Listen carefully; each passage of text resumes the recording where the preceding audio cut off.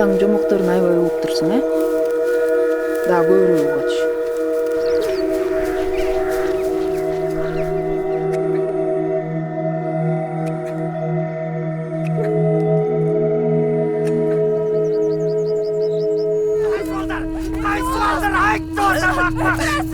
Не деген жашоо?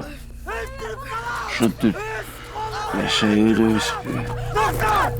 Yıldız gele sok, yıldız indik.